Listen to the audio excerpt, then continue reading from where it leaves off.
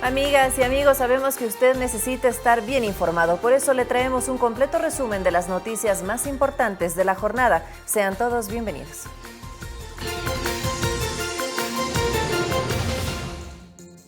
Las autoridades de Quito analizan la posibilidad de pasar a color amarillo. El cambio se podría concretar el 26 de mayo y dependerá de la situación epidemiológica de la capital.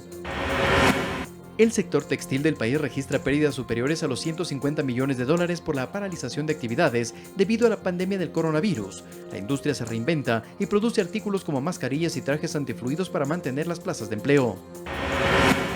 El Ministerio de Turismo presentó la campaña Descubre Ecuador desde casa, con la finalidad de incentivar a los viajeros a recorrer nuevamente el país y descubrir los destinos nacionales. Personas con enfermedades catastróficas que viven en extrema pobreza fueron atendidas por personal de la Secretaría de Inclusión Económica y Social, del municipio capitalino y personal del Ministerio de Salud. En lo internacional, los Estados Unidos amplían las restricciones migratorias durante la emergencia sanitaria por el coronavirus. El presidente Donald Trump analiza prohibir los vuelos desde América Latina.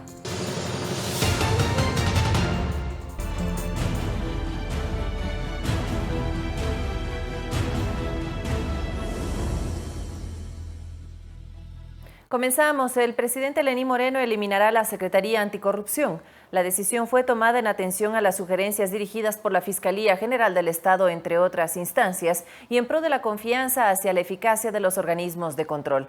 Enseguida, un recuento de su trabajo. Ante los pedidos de la Fiscal General, la Comisión Nacional Anticorrupción, entre otras instancias, de eliminar la Secretaría Anticorrupción adscrita al Ejecutivo, el presidente Lenín Moreno atendió dicha solicitud a pesar de calificar el accionar de esta oficina como acertada. Soy hombre de diálogo y consensos. Y si hay alguna duda de que esta Secretaría podría impedir la celeridad en cualquier caso de corrupción, señora fiscal, señora presidenta de la Corte Nacional de Justicia y señora presidenta del Consejo Nacional de la Judicatura, hoy cierro la Secretaría Anticorrupción ratificando mi total confianza en la eficacia y celeridad con las que ustedes llevan adelante sus funciones. La Secretaría Anticorrupción fue creada en febrero de 2019 con el objetivo de proponer directrices para la generación de políticas públicas, acciones, seguimiento, estrategias y coordinación con otras entidades del Estado para facilitar las denuncias en actos de corrupción. Iván Granda, Dora Ordóñez y José de la Gasca dirigieron esta secretaría. El combatir la corrupción no solamente depende del sector público y de los servidores del ámbito público, sino también de todos quienes hacemos la sociedad en las diferentes esferas. Los esfuerzos que destaca esta cartera de Estado durante su existencia son aquellos que se dirigieron a la recuperación de los montos que existen en sentencias ejecutoriadas, que al momento sobrepasan los 50 millones de dólares. Adicionalmente, la coordinación con la sociedad civil, la Asamblea Nacional y otras entidades, a partir de lo cual se presentó el proyecto de ley de extinción de dominio para llegar a los bienes obtenidos ilícitamente y una iniciativa para crear jueces penales anticorrupción, así como propuestas de reformas al Código Orgánico Integral Penal enfocados en los delitos en contra de la administración pública, entre otros. Para el país es una prioridad tener jueces y fiscales anticorrupción y del crimen organizado. Otros resultados que se resalta desde la eliminada Secretaría están las alertas de corrupción a través de un instructivo de denuncias, la presentación de denuncias ante la Fiscalía sobre distintos actos de corrupción, incluso aquellos generados durante la emergencia sanitaria por el COVID-19. Tenemos dos pandemias, no solamente la del COVID, sino la de la corrupción. Pero, al mismo tiempo, el primer mandatario dijo que en estricto rigor legal, atendiendo la independencia de funciones y en pro de la confianza, son las entidades de control y de justicia las llamadas a recuperar el dinero de la corrupción. Son ellos, y solo ellos, quienes pueden por ley recuperar el dinero robado por la corrupción. Al Ejecutivo no le compete esto. Repito, no le compete esta labor. Para ello está el Contralor, el Procurador, la Fiscalía y los jueces. Sin embargo, hicimos más de lo que nos correspondía. Eduardo Córdoba, Ecuador TV. El coordinador general de la Comisión Nacional Anticorrupción mira con agrado la eliminación de la Secretaría Anticorrupción, pero al mismo tiempo se suma a los exhortos planteados por el jefe de Estado sobre el trabajo conjunto entre las entidades de control, la Asamblea Nacional y las organizaciones de la sociedad civil. Actuar de manera implacable e inmediata en todos los niveles para frenar la podredumbre de la corrupción no es sencillo, dijo el primer mandatario. Y sin embargo, añadió, fue él quien pidió la renuncia a 2 vicepresidentes cuando la justicia así lo requirió. Además, entregamos más de 1.500 denuncias de corrupción del gobierno anterior en la Fiscalía General del Estado. Con antecedentes como este, el presidente exhortó a las autoridades a investigar y juzgar sobre las denuncias sobre posibles actos de corrupción en la construcción del Hospital de Pedernales, en la que está involucrado un asesor del asambleísta Daniel Mendoza y varias personas de su entorno. Señora Fiscal General, lo he dicho siempre, investigue y acuse con toda libertad a quien deba acusar. Señores jueces, igual, lo he dicho siempre, juzguen con independencia y decidan lo que la ley y su conciencia les dicten. Lo he dicho siempre, caiga quien caiga, caiga quien caiga. E invitó a la Comisión Nacional Anticorrupción y a la directora del Servicio de Compras Públicas para establecer un sistema eficiente y transparente.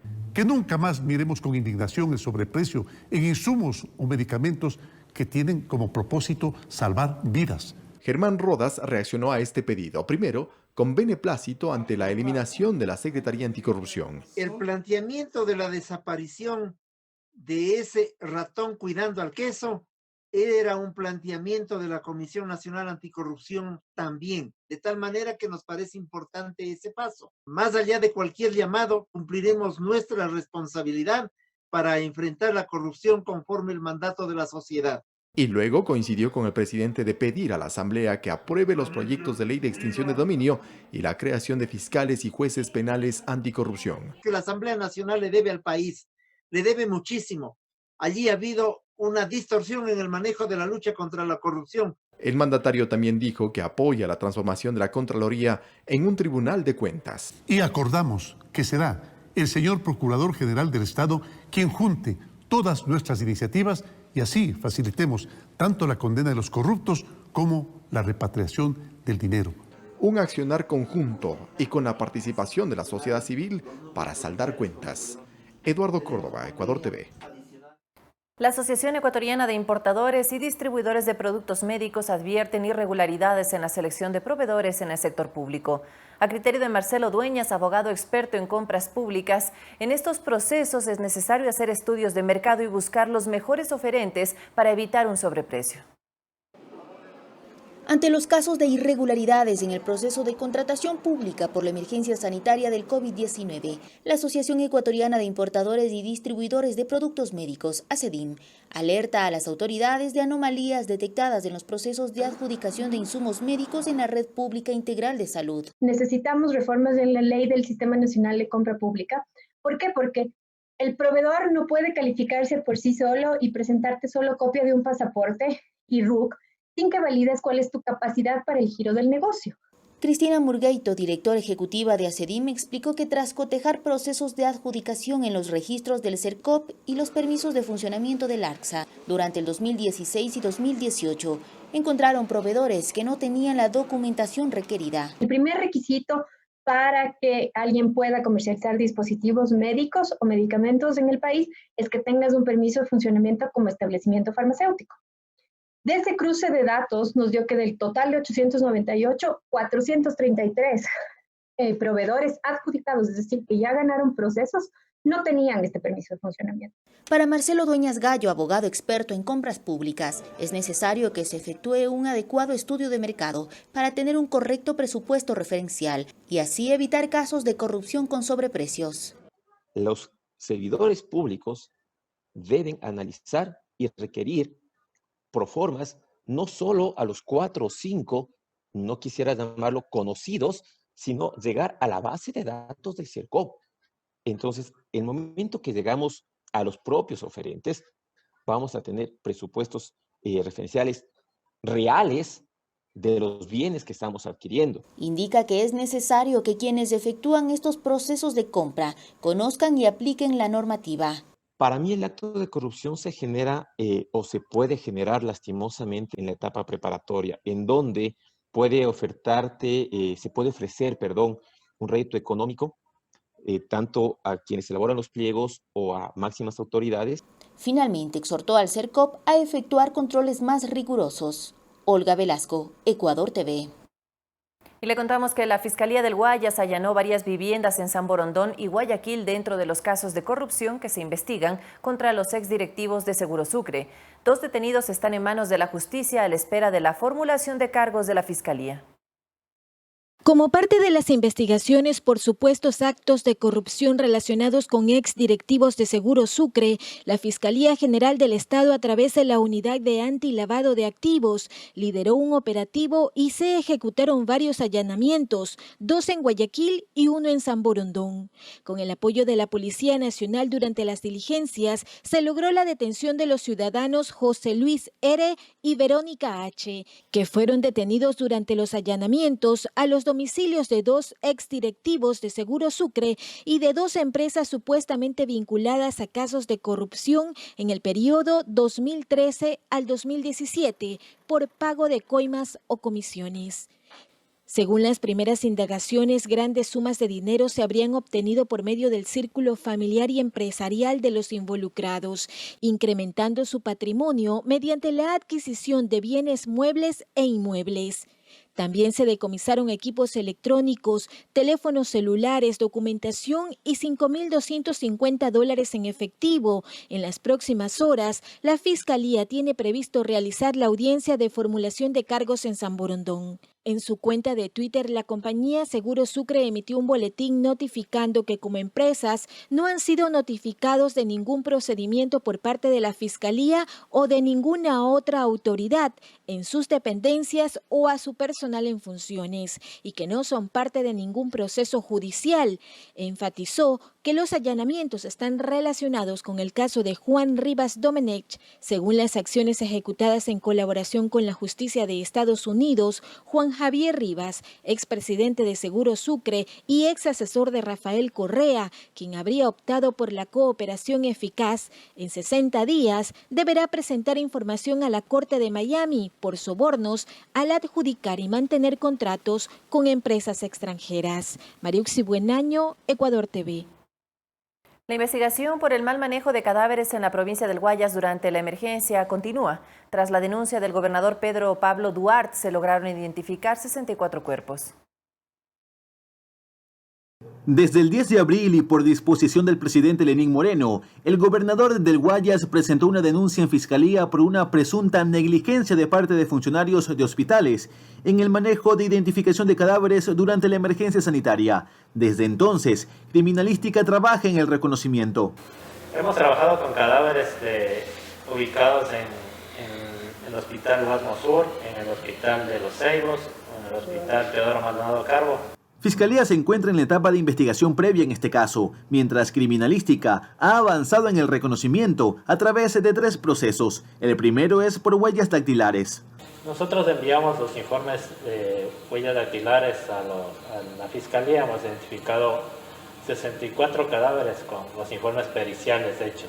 El equipo de Criminalística se reunió con el gobernador Pedro Pablo Duarte para informar sobre estos avances. Allí indicaron que el proceso dactilar ya ha concluido y se pasaría al segundo, que es a través de información antropológica. Esto se lo va a llevar a través de entrevistas con las personas que indiquen que sus familiares no los encuentran, a través de la unidad de desaparecidos de la Policía Nacional. Si agotamos esto de la antropología y no logramos identificar, pasamos a la tercera fase, que es la identificación a través del patrón genético o ADN de las personas. Días atrás, la Fiscalía dispuso el traslado de los cuerpos ya identificados para que sean inhumados.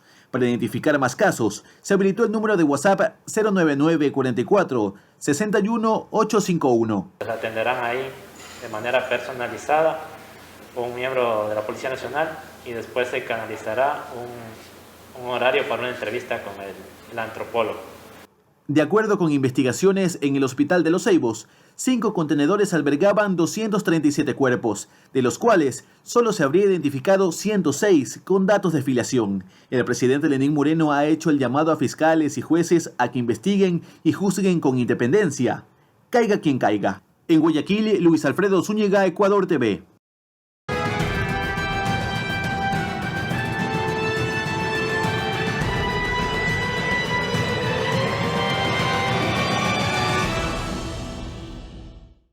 El El Gobierno Nacional tomó varias medidas para enfrentar la crisis sanitaria por el COVID-19. Según las autoridades, se fortaleció la atención en la salud, la educación y la seguridad. Oficialmente, el primer caso de coronavirus en Ecuador se confirmó el 29 de febrero. La entonces ministra de Salud, Catalina Andramuño, informó que se trataba de una mujer de 70 años de edad que ingresó a Guayaquil. Se trata de un caso importado, una ciudadana ecuatoriana que reside en España, que ingresó a nuestro país el 14 de febrero sin sintomatología. Sin embargo, recientes reportes del Comité de Operaciones de Emergencia Nacional revelaron que el primer caso se habría detectado el 12 de febrero pasado en la provincia del Guayas. Para prevenir y limitar la transmisión de la enfermedad, inicialmente se implementó un cerco epidemiológico y de vigilancia entre los pasajeros del avión en el cual viajó la paciente cero, sus familiares y el equipo médico que la atendió. En ese periodo, el gobierno tomó varias acciones. El miércoles 11 de marzo, el presidente Lenín Moreno declaró el estado de emergencia sanitaria. Mayores medidas de control y aplicación de restricciones para eventos masivos y de concentración de gente. Para contener la propagación del virus, el 16 de marzo el gobierno decretó el estado de excepción. El primer mandatario dispuso el cierre de los servicios públicos, excepto salud, seguridad, servicios de riesgos, entre otros. Además, se implementó el toque de queda, iniciando así las medidas de aislamiento. Estamos tomando decisiones difíciles que molestan e incomodan a algunos compatriotas, pero o impedimos el contagio masivo con decisiones que sean fuertes o lamentaremos no haberlo hecho a tiempo. Ante el incremento de casos, principalmente en Guayas, el 23 de marzo se declaró a esa provincia en zona especial de seguridad, otorgando a las Fuerzas Armadas su control. Debido a la restricción de la movilidad, se impulsó el plan educativo COVID-19, con el que 4.3 millones de estudiantes a nivel nacional pueden contar con sus actividades académicas de manera virtual. Pese a que se suspendió el tráfico aéreo, se efectuaron 100 vuelos humanitarios, que hasta la fecha permitieron retornar a Ecuador a más de 10.000 compatriotas procedentes de 47 países. Para atender esta emergencia, el gobierno destinó 465 millones de dólares, inversión que según las autoridades aumentará. Vamos a asignar 750 millones de dólares para fortalecer los sistemas de salud y protección social para los más vulnerables. Además, se implementaron medidas encaminadas a un nuevo mecanismo para fijar el precio de combustibles, la reducción de horas de trabajo y la eliminación de empresas públicas, con la finalidad de reducir el tamaño del Estado. Olga Velasco, Ecuador TV.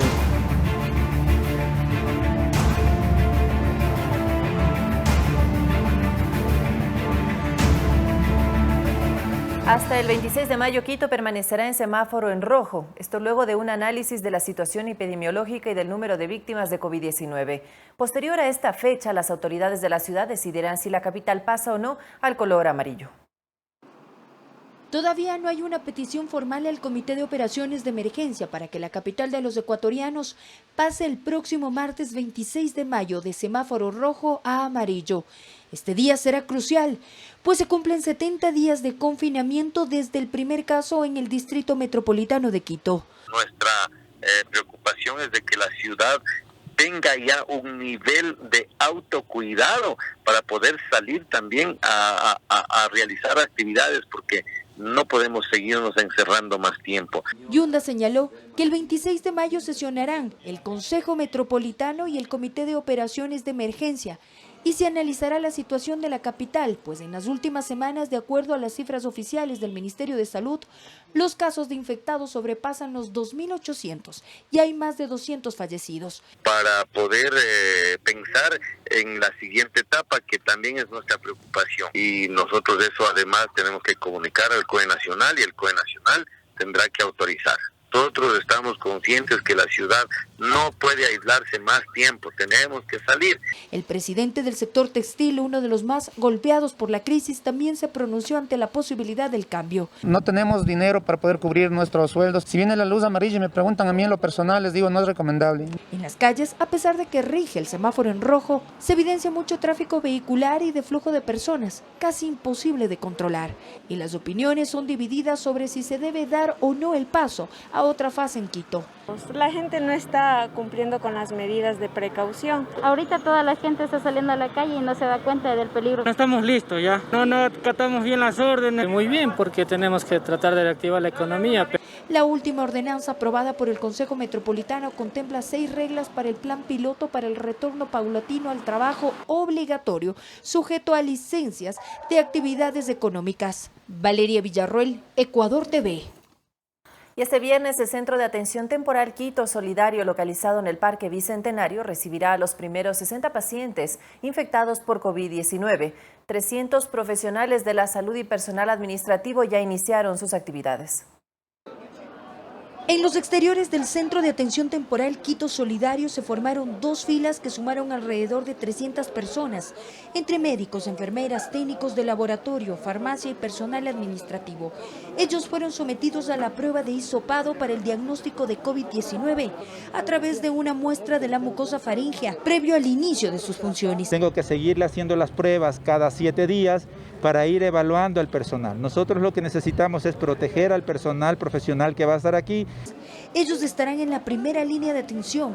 María José es parte del equipo. Siente miedo de exponerse al virus, pero su vocación puede más. Asegurarnos de que cada uno esté negativo y de esa manera no poner en riesgo a los mismos pacientes y a nuestros mismos compañeros. Porque nosotros podemos ser fuentes de contagio. Muchos de nosotros trabajamos en otros lugares de manera privada e inclusive con nuestras familias. Siempre estamos en riesgo. Este viernes 22 de mayo, al menos 60 pacientes con sintomatología leve y moderada ingresarán a este centro que cuenta con 370 camas que están numeradas y con equipamiento. Serán derivados del sistema público, así lo anunció el secretario de Salud, Lenín Mantilla. Del Hospital Pablo Arturo Suárez, un grupo de pacientes de hospitales como IESUR, de hospitales como el Militar. Sé que hay residencias, de acuerdo, ayer nos dieron una inducción, sé que hay residencias para poder descansar todo el personal que va a estar en cada guardia. Aclaró que no se aceptarán a personas contagiadas o con sintomatología respiratoria que lleguen por voluntad propia. Todo estará coordinado con la red del Ministerio de Salud. Valeria Villarroel, Ecuador TV. El cantón Azogues en la provincia de Azuay solicitó al COE cantonal pasar de color rojo al amarillo desde el próximo lunes 25 de mayo. A la fecha son 15 cantones del país los que han cambiado de color con la metodología del semáforo. El cantón Azogues quiere avanzar un paso más hacia la normalidad. Su máxima autoridad, Rommel Sarmiento, solicitó al COE cantonal la autorización para cambiar de color rojo al amarillo desde el próximo lunes 25 de mayo. Los análisis de la Mesa Técnica de Salud, dijo el alcalde de Azogues, sustentan este pedido rumbo a recuperar de manera ordenada la normalidad en esta jurisdicción azuaya. La curva se encuentra aplanada, no existe ascenso y más bien ha existido en el cantón un buen número de recuperados. Estamos hablando de 29 recuperados, estamos hablando de 44 contagios. Si el COE cantonal aprueba el cambio de color, eso no significa que los azogueños se descuiden en su cuidado personal y enfrenten con irresponsabilidad este cambio, precisó el alcalde. Seguimos con las mismas restricciones de prevención, es decir, habrá únicamente circulación de los vehículos 2 veces a la semana de los primeros últimos dígitos de la placa, es decir, los vehículos que tenían el dígito 1 y 2 para circular el lunes, circularán también el día jueves. Haremos control, se aperturan todo tipo de actividad económica, pero realizaremos una inspección, personalmente lo haré con el personal de gestión de riesgos, la intendencia, la comisaría, lo haremos con la Guardia Ciudadana local que no cumpla las medidas de bioseguridad, será cerrado el local, ubicado un sello, no de clausura, ni tampoco de sanción, de advertencia. A la fecha, a escala nacional, son 14 cantones que están en color amarillo. 3 cantones de la provincia del Guayas, Daule, El Triunfo y San Borondón. También 3 cantones de la provincia de Azuay, El Pan, Paute y Sevilla de Oro. Se encuentran también en amarillo 3 cantones de la provincia de Morona Santiago, Pablo VI, Palora y Santiago de Méndez, y en Zamora Chinchipe, el cantón Chinchipe. A estos se suman los cantones Calvas y Loja en la provincia de Loja, Guayaquil en la provincia del Guayas y Lago Agrio en Sucumbíos. Solo un cantón en todo el país está en color verde, es Aguarico en la provincia amazónica de Orellana. Javier Ceballos, Ecuador TV. La Autoridad de Tránsito Municipal en Guayaquil realizó operativos de control para asegurarse que la ciudadanía cumpla con las medidas de bioseguridad y distanciamiento en los buses de transporte urbano. Luego de que en redes sociales circularon videos como este en que se observa que no se cumplieron las disposiciones ni distanciamiento en algunos buses urbanos de Guayaquil durante el primer día de semáforo amarillo, este jueves la ATM realizó controles. La autoridad transportista se ha reorganizado. La ciudadanía tiene que adaptarse, tiene que entender que no puede subir si no tiene la mascarilla. Tiene que cuidarse teniendo alcohol permanentemente consigo, llevarlo y ponerse alcohol en las manos. Las disposiciones son claras. En los buses solo pueden ir personas sentadas, con mascarilla puesta, y las unidades deben ser constantemente desinfectadas. Durante el operativo se observó algunos incumplimientos. El señor chofer coge mucha gente, pues. No hay de otra manera, el chofer es el culpable. El chofer pues tiene que no permitir que suban, que no vayan full los carros. El chofer es el culpable porque él viene, agarra y el bus se llenó. Sin embargo, otros ciudadanos reconocen que en ellos también está la responsabilidad de cumplir lo establecido y no subir a buses que ya están llenos. Ya deben de hacer las personas conciencia de que esto no es un juego. Esto afecta a la familia. Durante el operativo, los agentes del ATM ingresaron a los buses para verificar el cumplimiento y socializar las medidas. Choferes señalan que sí hay unidades en las que se respeta la bioseguridad. Ayer ninguno, hay que elaborar ninguno. Todos suben con mascarilla. Ahora, ellos están claros que si no cumplen, el vehículo inmediatamente va a ser retirado de circulación. Luis Alfredo Zúñiga, Ecuador TV. Revisemos enseguida las cifras de COVID-19 que dio a conocer el Ministerio de Salud. Hasta el momento se reporta 3.536 pacientes recuperados, casos con alta hospitalaria 3.638, con alta epidemiológica 10.087, casos descartados 42.392, casos confirmados 35.306, personas fallecidas 2.939. Las provincias con más contagios son Guayas con 13.482, Pichincha 3.054, Manabí 1.751, Los Ríos 1.283, El Oro 994 y Azuay 775. Y como parte del compromiso social con las familias de escasos recursos, el Gobierno Nacional entregó 10 viviendas en Durán, en la provincia del Guayas. En el programa Guayas Vive, los damnificados también accedieron a los kits de víveres y atención médica. Después de vivir 15 años en el sector de El Arbolito en Durán, provincia del Guayas, doña Piedad Ceballos recibió su casa construida por el Midubi en su propio terreno y es una de las 83 adjudicatarias que a nivel nacional contarán con este beneficio. Le doy gracias al presidente y a Dios por haberme dado esta casita, tantos años aquí en El Arbolito, bien cómoda porque yo tenía una casita de caña que ya se me estaba cayendo. Estamos revisando la entrega de viviendas del Midubi, viviendas para las familias que vivían en condiciones que necesitaban ser mejoradas. Son terrenos propios de los nuevos residentes de estas viviendas, en donde hemos construido de forma gratuita casas nuevas, como ustedes ven, bien acabadas, con todo lo necesario para llevar una vida digna. Gracias a la gestión del Gobierno Nacional, la Gobernación del Guayas, el Ministerio de Vivienda, Midubi y la Alcaldía del Cantón Ferroviario, 10 familias que vivían en condiciones precarias hoy tienen acceso a la vivienda. Son 83 viviendas en 3 provincias, Guayas, Santa Elena y Manabí, y queríamos verificar que eso se haya cumplido. Fueron promesas, ofertas que se hicieron en su momento a los ciudadanos que las necesitaban y queríamos verificar que se han cumplido y así ha sido, así que contento. Los damnificados también recibieron kits de alimentos, así como atención médica domiciliaria por parte del personal del Ministerio de Salud.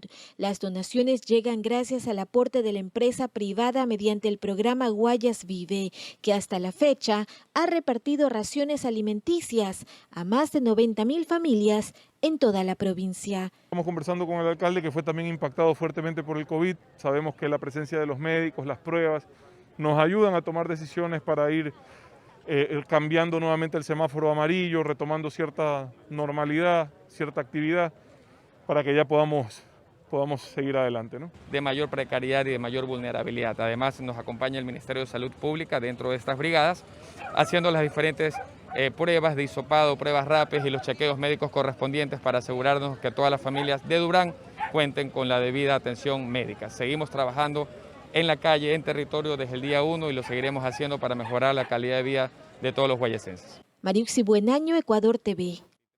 El Hospital de Especialidades Carlos Andrade Marín adquirió 11 ventiladores mecánicos de última generación para la atención de pacientes con COVID-19, con lo que se refuerza su unidad de cuidados intensivos. Los ventiladores mecánicos controlan la función respiratoria de los pacientes de forma artificial, mejora su oxigenación y el barrido de dióxido de carbono. Entre las principales características de estos equipos Hamilton G5, importados desde Suiza, destacan su pantalla remota, el control automatizado de la ventilación, la posibilidad de oxigenación sincronizada en tiempo real y la medición de la presión transpulmonar. Los equipos reemplazados serán repotenciados para mantenerlos operativos y así brindar asistencia a pacientes COVID y no COVID que requieran cirugías de tercer nivel de alta complejidad y con enfermedades catastróficas. En otro tema, en el Centro de Rehabilitación de Ambato, 481 personas privadas de la libertad se contagiaron con COVID-19 hace aproximadamente un mes. La mayoría de ellos superó la enfermedad y están a la espera de que se les realicen nuevas pruebas por parte del Ministerio de Salud. El Ministerio de Salud realizará una segunda prueba a los privados de la libertad del Centro de Rehabilitación de Ambato, donde hace un mes se presentaron casos de fiebre alta en varios internos. Hay 2 fallecidos por sospecha de COVID-19 y 420 dieron positivo para coronavirus. Los internos cumplieron todas las recomendaciones y superaron la enfermedad. Así lo confirmó el director del Servicio Nacional de Atención a Adultos Privados de la Libertad. Cumplieron a cabalidad con las indicaciones y protocolos de aislamiento dispuestos por los médicos, su director, el personal administrativo y los agentes de seguridad penitenciaria.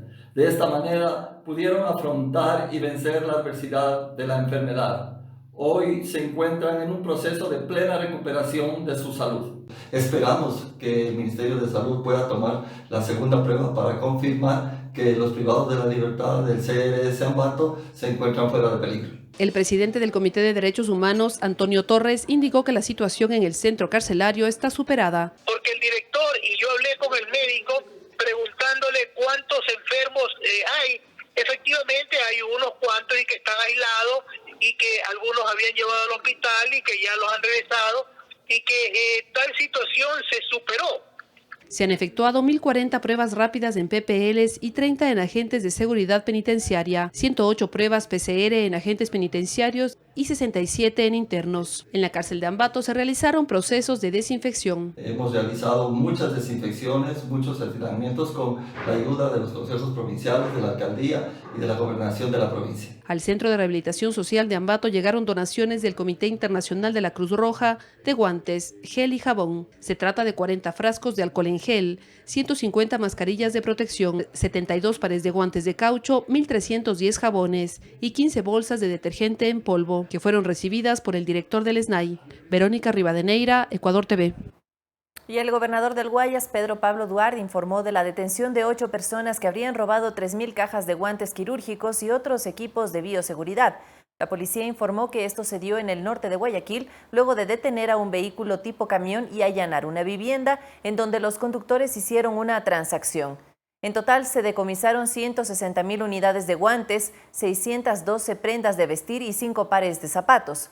Jorge MT, quien se identificó como propietario, no pudo justificar su procedencia y por ello fue aprehendido. La mercadería tendría un valor comercial de $31.500.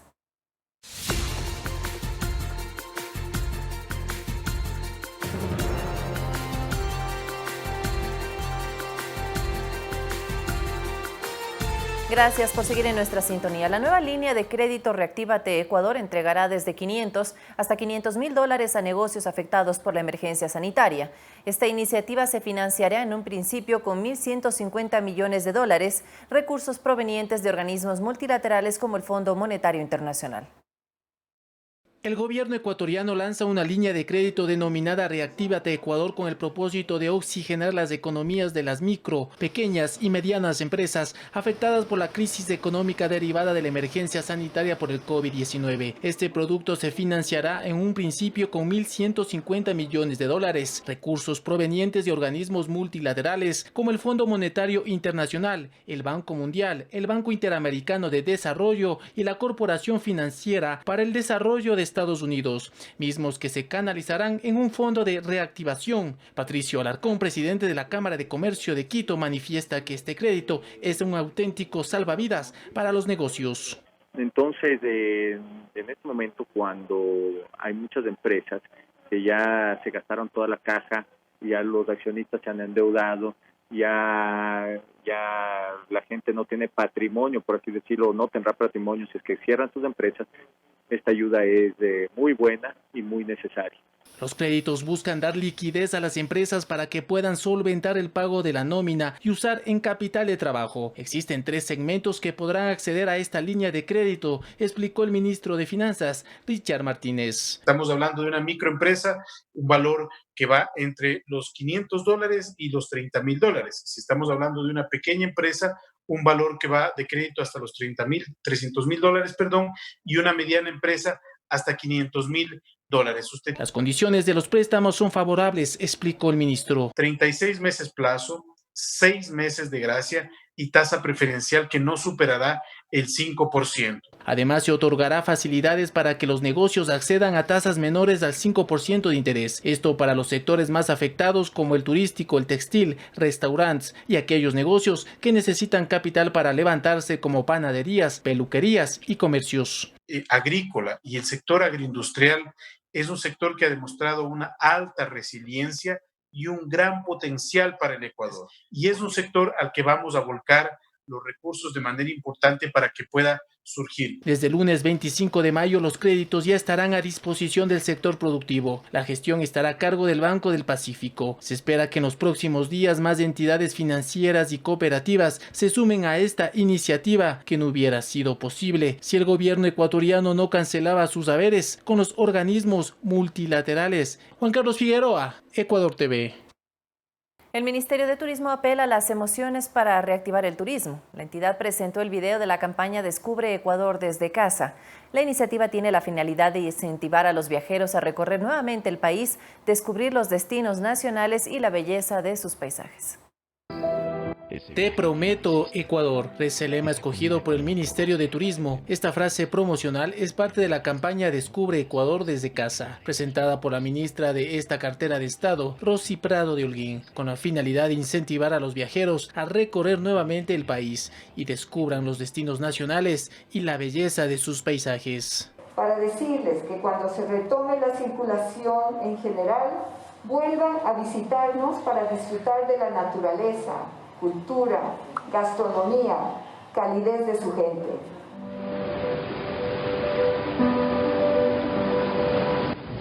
Si hubieras sabido que esto pasaría, te habrías quedado unos minutos más. Ricardo Zambrano, viceministro de Turismo, resaltó que la campaña es una estrategia promocional que permitirá posicionar de mejor manera los destinos del Ecuador tras la emergencia sanitaria. Ecuador también responde a un momento especial de conexión emocional con 17 millones de ecuatorianos a través de acciones que nos comprometen con el destino y que nos comprometen con los mejores sitios de visita que tiene el país, para que una vez que salgamos de esta emergencia podamos recorrer el país a nivel nacional. Finalmente, la ministra Prado añadió que el sector turístico nacional está preparándose para recibir a los turistas dentro de las reglas de la nueva normalidad. Sepan ustedes que para recibirlos con los brazos abiertos y garantizar su seguridad sanitaria, el sector turístico ecuatoriano se prepara cada día a fin de responder los requerimientos que nos plantea la nueva normalidad tras la pandemia que afecta al mundo entero. Juan Carlos Figueroa, Ecuador TV. El sector textil del país genera 160.000 empleos en el Ecuador, pero durante la pandemia la mayoría de empresas no ha trabajado. Las pérdidas en ventas ascienden a $150 millones. Frente a esto, las fábricas se reinventan y producen artículos que no elaboraban antes, entre ellos mascarillas y trajes antifluidos. Telediario visitó una de sus instalaciones. Por la emergencia sanitaria y general en Ecuador se dejan de vender $210 millones al día según las autoridades. El sector textil es uno de los que más empleos genera para las mujeres en el Ecuador y también es de los más afectados por la caída de ventas. En este sector las pérdidas ascienden a 150 millones de dólares. Son 167,000 puestos de trabajo.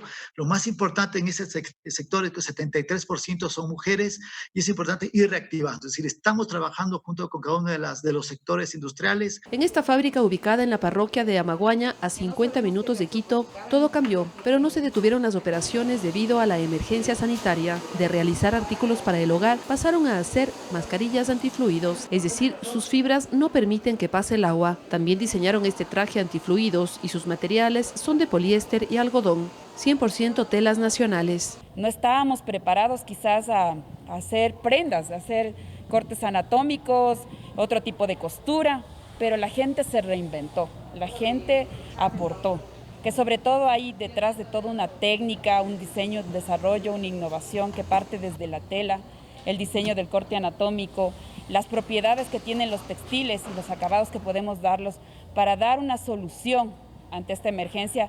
Se apoyan en mujeres que tienen máquinas de coser en su casa y les entregan el material completo de las mascarillas para que las cosan en sus hogares. El pago es semanal. Terminan toda la costura, nosotros recogemos este material y así estamos generando también empleo desde los hogares, porque lo que hemos visto es que son mujeres cabezas de hogar y hemos encontrado dos poblaciones, una que se dedicaban al arte de la confección y obviamente por obvias razones no han podido hacer sus productos, o personas que han perdido desafortunadamente el empleo y hemos a través de estas mascarillas generando empleo. Las mascarillas que fabrican al ser no quirúrgicas están autorizadas para exportación. El gobierno y la IT ya nos han avalado para poder exportar. Nosotros ya iniciamos a enviar muestras a Chile, a Estados Unidos, para ver la posibilidad. Estas mascarillas, aunque tienen una protección 100% en el tema de reutilizable y la repelencia de antifluidos, no son quirúrgicas. Por ende no tenemos la limitante de no exportar, porque lo más importante es que es un producto 100% ecuatoriano y estamos pensando sacarlo también a nivel mundial. Existen 2 turnos de trabajo y se redujeron las jornadas laborales por la emergencia sanitaria. Se cumplen protocolos de bioseguridad en el ingreso del personal y durante el horario de trabajo. Verónica Rivadeneira, Ecuador TV.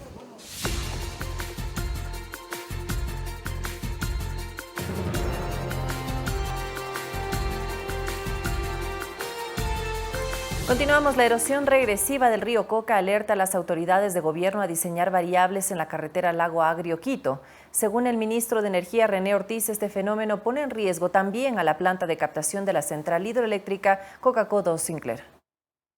Fue el propio ministro de Energía, René Ortiz, quien ya advierte los escenarios en la zona por el avance que hasta el momento registra el proceso de erosión regresiva del río Coca en la Amazonía. De acuerdo a las últimas inspecciones, la erosión avanzó en promedio 2.5 kilómetros aguas arriba del río desde el punto donde colapsó la quebrada San Rafael el pasado 2 de febrero. Los socavones que se producen por el caudal del río Coca, que es 10 veces mayor al promedio normal, están cada vez más cerca del trazado de la carretera Lago Agrio-Quito. Ante ello, el ministro de Energía ya anticipa acciones con el Ministerio de Transporte y Obras Públicas. Estaba en contacto con el ministro de Transporte, Gabriel Martínez, y ya está también diseñándose la variante de carretera, vean ustedes.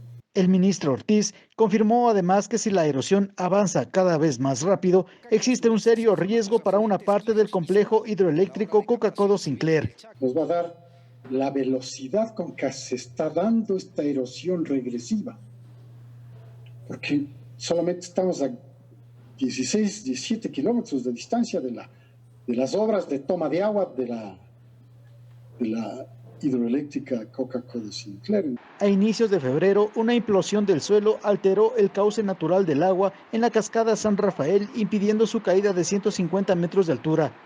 Este suceso implicó el diseño de una nueva ruta en esta zona del oleoducto que transporta crudo, del oleoducto de crudos pesados y de un poliducto que transporta derivados, ya que sufrieron roturas debido a la erosión del río Coca. Javier Ceballos, Ecuador TV. El Templo de la Patria no solo es un museo, es considerado un santuario cívico donde se recopilan pasajes de nuestra historia y donde se selló el camino a la libertad.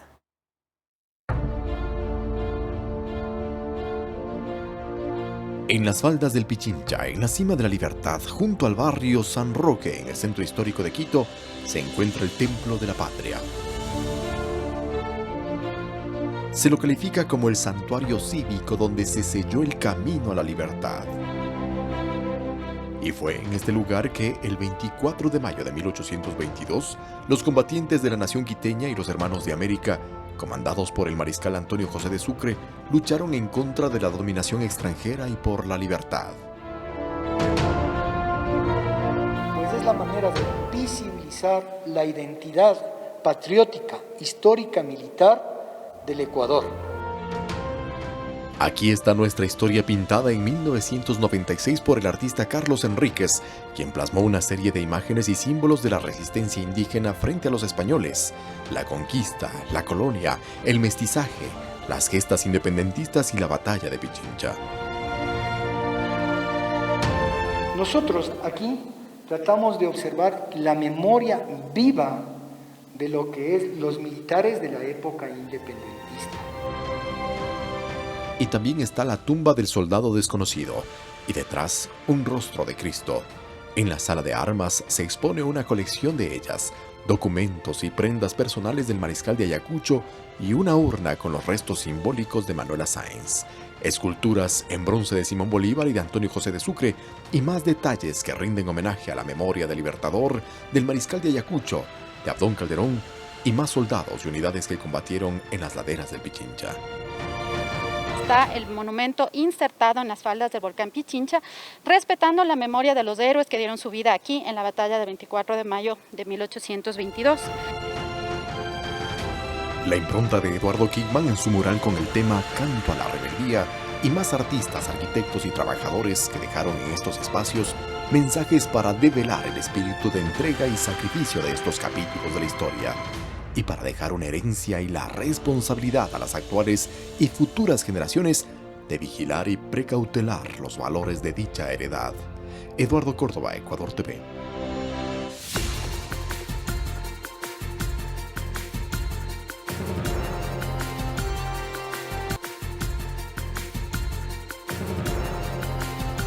Este jueves la cifra global de contagios por coronavirus superó los 5 millones. El 70% de ellos se registraron en Europa y Estados Unidos, mientras que en América Latina los datos corresponden en su mayoría a Brasil, donde la curva de contagios continúa en ascenso, al igual que en Perú y en Chile.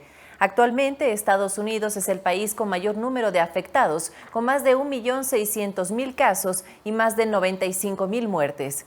Rusia es el siguiente en la lista con cerca de 319.000 contagios y poco más de 3.000 fallecidos. Sigue Brasil con 298.000 infectados y más de 20.000 muertos. Con 2.1 millones de contagios, América es actualmente el continente con mayor número de casos de COVID-19 en el mundo, pero el virus no afectó a todos los países por igual. Uruguay, por ejemplo, registra cifras mínimas de infectados y muertos por coronavirus, a pesar de no imponer periodos de cuarentena. En Uruguay, las autoridades aseguran que el peligro ya pasó. Hasta este jueves se contabilizó un total de 738 casos y 20 decesos por el coronavirus, cifras por las que el Instituto de Sistemas Complejos de Nueva Inglaterra, en Massachusetts, Estados Unidos, determinó que Uruguay es uno de los 43 países del mundo y el único en Sudamérica que le está ganando la batalla al COVID-19. Esto a pesar que el gobierno de Luis Lacalle Pou nunca ordenó cuarentena obligatoria para los 3.4 millones de habitantes, mientras que comercios, restaurantes y otros espacios públicos abrieron casi en su totalidad. Bueno, en este momento no estoy en mi casa porque salgo recién de trabajar y bueno, no me queda otra, tengo que venir sí o sí. Y igual salgo del trabajo y directamente me voy a mi casa.